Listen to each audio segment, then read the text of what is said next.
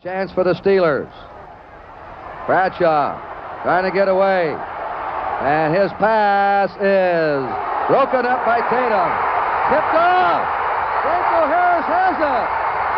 And he's over. He scrambles out to the right. He lets one fly to running back John Fuca, but the pass is broken up by Tatum. The ball goes flying, and the Raiders players start to celebrate, but Franco Harris comes out of nowhere and scoops up the ball just before it hits the ground. The Raiders are caught off guard, and Harris is full steam ahead before they even realize he has the ball, ultimately getting into the end zone with ease. And believe it or not, that was the first Steelers touchdown in their playoff history. The Steelers hired Chuck Noll in 1969, which turned the tide for the Steelers, as they would go on to win 4 Super Bowls in 6 years. This play happened 2 years before they won their first Super Bowl. But nothing great comes without some controversy, right? It took the refs 15 minutes to agree the play was a touchdown, while hundreds of fans swarmed the field and waited. So let's jump into some of the controversial parts of this play. The first question is, who did the ball hit first? To me, it seems that it hit Tatum on the shoulder, as you can see in this picture. Also, it makes sense given the force he was barreling down towards John Fuca that he was the one who touched the ball. It flew towards Harris with so much force in a straight line, force that couldn't have been generated if just Fuca touched it. The reason it's important to determine who touched the ball first is because double touching was not legal in the NFL at that point, meaning if it only touched Fuca and then Harris caught it immediately after, the play wouldn't have counted. And John Vetkovich kind of backs this up. He was professor of physics at Carnegie Mellon University, and he said, based on the trajectory of the bounce ball and observation of moment, that the ball must have bounced off Tatum, who was running upfield at the time, faster than Fuca, who was running across and down the field. In other words, physics would dictate that the ball could only bounce the way it did from Tatum's path in an opposite direction. So did it hit the ground? This is the hardest one to answer, because there's not a full shot of Harris catching the ball. The image on screen is the best we have. Firstly, from my perspective, there doesn't seem to be any change or impact in direction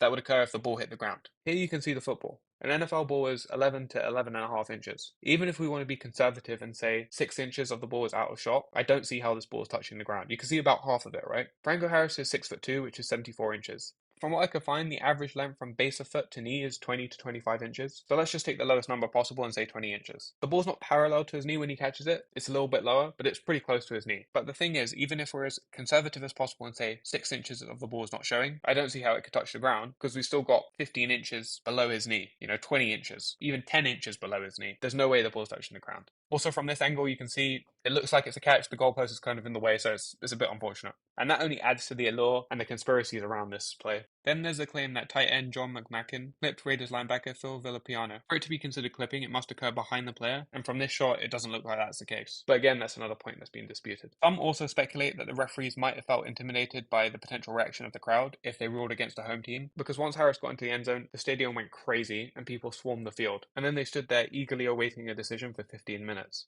The thing is, controversial calls aren't the most uncommon in sports. It might have been a hostile environment, but refs have faced many situations where the crowd is hostile, but it doesn't necessarily mean it's a factor. That being said, we can't get into the heads of the referees at the time, so who am I to say that the pressure isn't enough to push them one way or another? As you can see, there are still many unanswered questions that we can't definitively answer. Occam's razor is a theory that suggests that more often than not, the simplest explanation for an event is probably the correct explanation. But as you just said, Occam's razor says the simplest explanation is usually right, and in this case, that would be that the play was a legitimate touchdown. Alright, thanks for watching.